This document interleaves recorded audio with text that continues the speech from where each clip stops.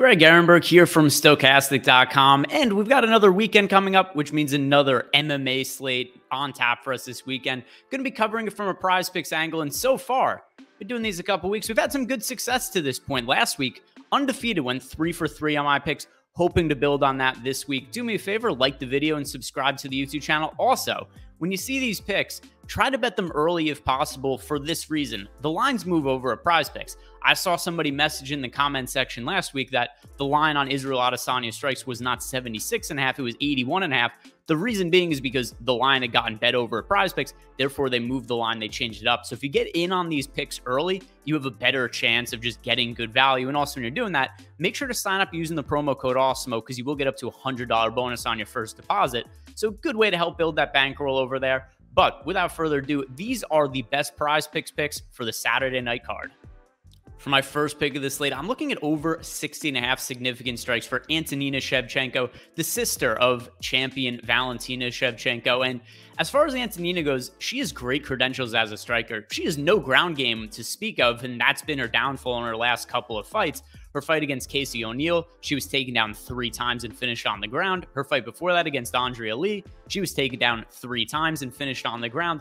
I don't think that's going to be an issue in this spot against Courtney Casey because neither of them have much of a ground game to speak of. Courtney Casey lands 0.26 takedowns per 15 minutes, and Shevchenko only lands 0.51 takedowns per 15 minutes. So neither of them I expect to be attempting any takedowns here, which should mean we get a striking affair. And I don't think either of them want to test any of that ground game at all either. Just neither of them attempt takedowns or defend them at a really high clip. So where both these fighters are more comfortable is on the feet, where Courtney Casey lands 4.46 significant strikes per minute and then 3.89 for Shevchenko. But something to keep in mind about these numbers also is that these two fighters are such poor defensive wrestlers. 38% takedown defense for Casey, 52% takedown defense for Shevchenko, that a lot of their offensive production on the feet does get muted from the fact that so many of their fights, they're fighting off their back. They're trying to get back up, and you're not landing significant strikes when you have somebody laying on top of it and you're on your back. So assuming this fight takes place on the feet, which I think the metrics indicate it should, this is going to be a striking affair, and I think it should be somewhat high volume on the feet. So this number at 60.5, I think is really low for Shevchenko because not only should it take place on the feet, I don't think there's much opportunity for a finish in this spot either. It should go the distance. It's a pretty low total. I think that if we were to have a significant strikes number for Courtney Casey, I'd probably like the over on that as well. But we only have one for Shevchenko, and I like the over 60.5. In the UFC's attempt to always shoehorn in a heavyweight fight into the main card, we've got another one, and it's a terrible matchup. Jared Vanderaa against Chase Sherman. Neither of these guys are particularly good. They're not exactly the worst heavyweights on the UFC roster, but they're closer to the worst than they are the best. And both these guys are kind of fringe players on the UFC roster. But I do think there's a lot of analysis here that's similar to the Shevchenko-Casey fight I just talked about in terms of these are both fighters that fight at a fairly high clip on the feet, and I don't expect there to be much takedowns or either of these fighters looking to take it to the ground. So Jared Vanderaa has a significant strike total of 51.5. I like the over on this mark as well. The one thing that is a concern for this spot is that it is a heavyweight fight, and, you know, heavyweight UFC, there's a lot of variance involved. The finish could happen at any point in time, but I think both these guys are relatively durable. We did see Chase Sherman get finished in his last fight, but that was against Alexander Romanov, who was able to take him down fairly easily. He also got taken down against Jay Collier and finished. But on the feet, we have seen some better durability out of Chase Sherman as of late. And same could be said for Jared Vanderaa, who's an idiot in terms of fight IQ, makes horrendous decisions. His last fight, he was beating up Alexei Olenek on the feet and for whatever reason opted to try to grapple against one of the better grapplers in the history of the UFC heavyweight division. Didn't go well for him. He got finished, but once again, a fairly high output striker. So the significant strike numbers for both of these fighters, Jared Vanderaa lands 4.52 significant strikes per minute. Chase Sherman lands 6.08 significant strikes per minute. Neither of these guys have a modicum of defense. They are both punching bags on the feet, 0 head movement. So Vanderaa, 4.78 significant strikes landed per minute. Chase Sherman, 6.32. This could be a really, really high output fight as long as it lasts on the feet. So this 51.5 number, it's really low. If the fight goes to decision, it's easily going to hit the over for Jared Vanderaa. But I think even if it makes it out of the first round, we could see the over hitting fairly early in the second round. So the only thing I think we're really fading here is a first round finish. Outside of that, I feel good about this over for Vanderaa hitting. So over 51.5 significant strikes.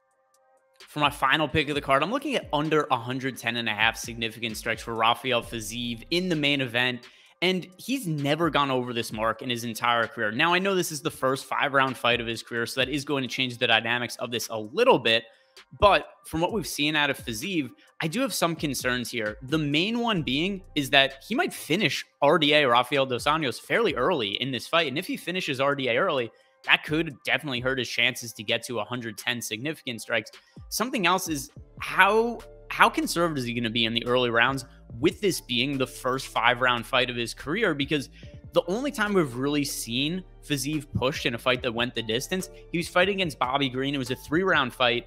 And by the time of the start of the 3rd round, even towards the end of the 2nd round, Fiziev was totally gassed. So I think there's a chance that we see slightly muted output from Fiziev just because he doesn't want to tire himself out in the later rounds. If we've seen him get tired in the 2nd and 3rd round of fights, what is it going to look like in the 4th and 5th rounds? Something else to consider, there's a massive striking advantage for Fiziev on the feet, which is why I think that one of the definite live possibilities in this spot is that Rafael dos Anjos just gets knocked out by Fiziev somewhat early in the underhits. Something else also, RDA, who's a very credentialed wrestler, he could look to wrestle and grapple in the spot against Fiziev, who at least to this point, we haven't seen him spend much time on his back because his takedown defense is so good, 95%. But we haven't seen him fight a wrestler with the abilities of RDA. So if RDA is able to get this fight to the ground, does he finish Fiziev on the mat, or is he able to hold him down for long stretches of time and just mute the output of Fiziev? So I think there's too many outs here for Fiziev to hit the under for me to feel good about the over. And it's such a high number, 110.5, that I'm taking the under. And once again, the only way I see the over hitting here is if this fight gets into the 4th or 5th round, which, while it's certainly possible, I see more scenarios where this number ends up going under than it goes over. So final pick for me of the day, it is going to be Fiziev under 110.5 significant strikes. So to recap my 3 picks for this week, we've got Antonina Shevchenko over 60.5 significant strikes, Jared Vanderaa over 51.5 significant strikes, and then finally Rafael Fiziev under 110.5 significant strikes in the main event. I think all 3 of these are pretty good value bets, but I'd also like to hear from you guys. What is it that you have your eye on over on PrizePicks for this weekend? Leave me a comment below in the comment section. Also, like the video and subscribe to the YouTube channel. Now, there's a couple of different ways that we could play these over at PrizePicks as well. One is going to be the flex play, where we're going to make money as long as we hit 2 out of 3 of these picks. But if you're really confident that we go 3 out of 3 like we did last week, you want to select the power play, because going 3 out of 3, that will return 5x your entry fee. That's going to do it for me this week. One more time, guys, like the video, subscribe to the YouTube channel. If you're signing up at PrizePicks, make sure to use our promo code AWESEMO to get up to a $100 bonus on your first deposit. Enjoy the fights this weekend, and good luck.